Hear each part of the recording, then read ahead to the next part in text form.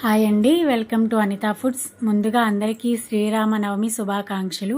ఈరోజు పానకం వడపప్పు ఎలా ప్రిపేర్ చేసుకోవాలో చూపిస్తున్నాను. దీనికోసం ముందుగా ఒక గ్లాసు పెసరపప్పు తీసుకుని 2-3 టైమ్స్ బాగా వాష్ చేసుకుని నానబెట్టుకోండి, ఒక హాఫ్ అన్ అవర్ మీ టైంను బట్టి. తర్వాత మళ్ళీ ఒకసారి కడిగేసుకుని ఇలాగా వడకట్టుకుని ప్లేట్లోకి సర్వ్ చేసుకోండి. కొబ్బరి ముక్కలు, బెల్లం ఇవి పెట్టేసుకుని.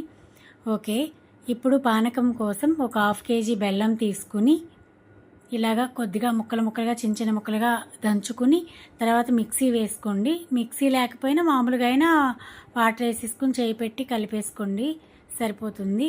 నేనైతే మిక్సీ వేసుకున్నాను. తర్వాత 1/2 కేజీ బెల్లంకి 1 లీటర్ వాటర్ తీసుకోండి. ఇలాగా మొత్తం కరిగిన తర్వాత ఒకసారి వడకట్టుకోండి. బెల్లంలో నలకలు అవి ఉంటాయి కదా, అందుకోసమని.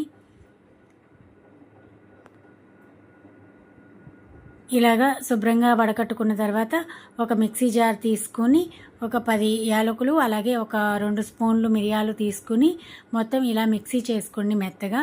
తర్వాత ఈ పౌడర్ అంతా మనం ఒక 2 స్పూన్లు వేసుకోండి. ఒకవేళ చిన్నపిల్లలు ఉన్నారనుకుంటే కనుక 1 స్పూనే వేసుకోండి, మళ్ళీ ఘాటు ఎక్కువైపోతే పిల్లలకి ఇబ్బంది. సో మన పానకం రెడీ అయిపోయాయి. Thank you so much for watching my video.